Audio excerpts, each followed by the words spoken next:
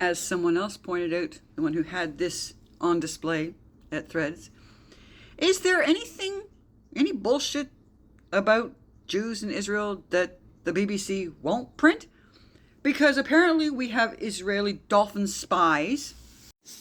The New York Times wrote a thing about how dogs are being trained to rape Palestinian prisoners, even though that's not possible.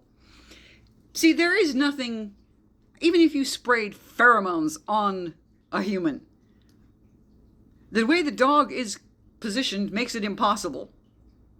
The only thing that you can really find of dogs in terms of sexual abuse is when the dogs are subjected to it. And most of the time, much like the cats, they'll end up dead. Apparently, we train cows to spy on Palestinians, bearing in mind that when most of the Jews returned to British Mandate Palestine, to what was supposed to be their land now, what way they were given, was desert or malaria-infested swamps. That's it. But today, less than 80 years later, Israel is the only country in that area that can say that its desert area is shrinking because of the innovations of Jews, which you all seem to resent so much, claiming you'll boycott us, and yet you never really do. The wild boars, which are a problem to pretty much every country that they become an invasive species with. However, wild boars can only come to Palestine if they're being sent by Israelis, because all those tunnels, all those borders, none of that's going to make a difference to a boar, is it? No.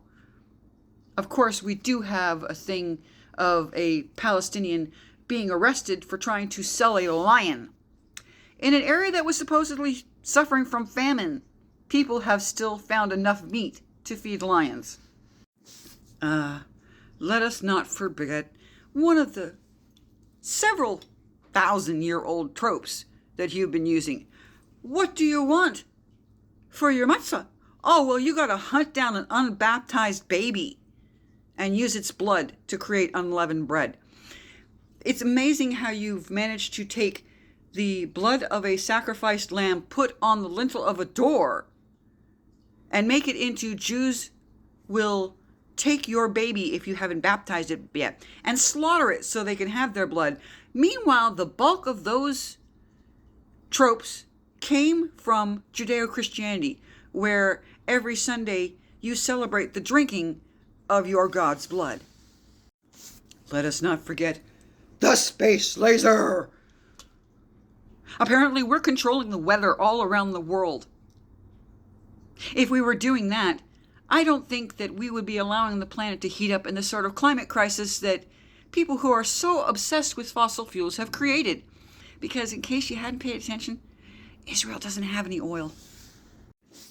I'm sure with all of the rats that have been a result of the war that Hamas started, that there will be a problem with the Honduras virus being in there. And no doubt, Jews will be blamed for that too. Last I heard, we were like the Pied Piper and sending rats into Palestine.